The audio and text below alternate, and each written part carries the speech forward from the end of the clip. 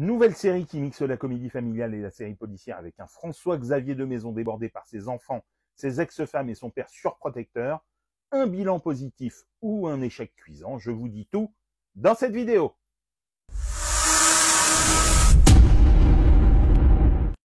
Salut à tous, dans cette nouvelle vidéo, je vous parle de la nouvelle série de TF1, Le Négociateur, avec François-Xavier de Maison et Jeanne Bourneau, dont les deux premiers épisodes sont diffusés ce lundi 25 mars.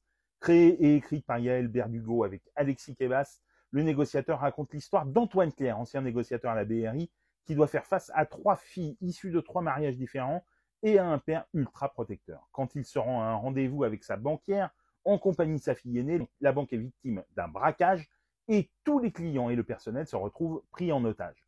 Antoine met à profit sa science de la négociation dans ce genre de situation pour raisonner le braqueur, aidé de l'extérieur par Hélène Bagné qui dirige le raid.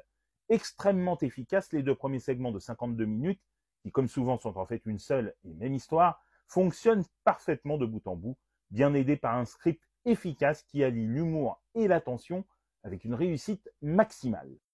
François-Xavier de Maison est formidable dans le rôle de ce négociateur aguerri contraint de reprendre du service, tout en gérant une famille recomposée ultra envahissante, et il est aussi convaincant dans les 2 facettes de ce rôle qui lui permettent de montrer l'étendue de sa palette de jeux.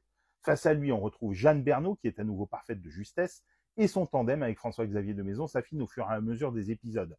La distribution offre 3 ex-femmes de haut vol au personnage d'Antoine, interprétées par les géniales Léonie Simaga, Élodie Franck et Barbara Cabrita. La jeune Tia Delaurier dévoile une forte personnalité, tandis que la présence de Michel Jonas en papa et grand-père aimant et envahissant ajoute une tonalité comique et une plus-value non négligeable à une série au pouvoir de sympathie indéniable et grandissant. À noter également la présence de Kevin Azaïs dans le rôle du braqueur, toujours très convaincant.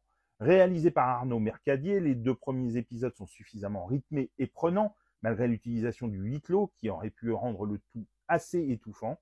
Ce n'est pas la première fois que TF1 prend un négociateur pour héros de série après Alex Santana négociateur avec George Carface de 2002 à 2007, mais on prendrait bien le pari que le négociateur version 2024 a de quoi rassembler un très large public, car sans rien révolutionner, c'est une série dans laquelle on se sent bien et une famille avec laquelle on a très envie d'aller plus loin. Les 2 premiers épisodes du Négociateur sont diffusés sur TF1 ce lundi 25 mars. Dites-moi en commentaire si vous l'avez vu et ce que vous en avez pensé. Et sinon, si cette vidéo vous a donné envie de le découvrir, et pour des conseils ciné, séries, livres, n'oubliez pas de t'abonner.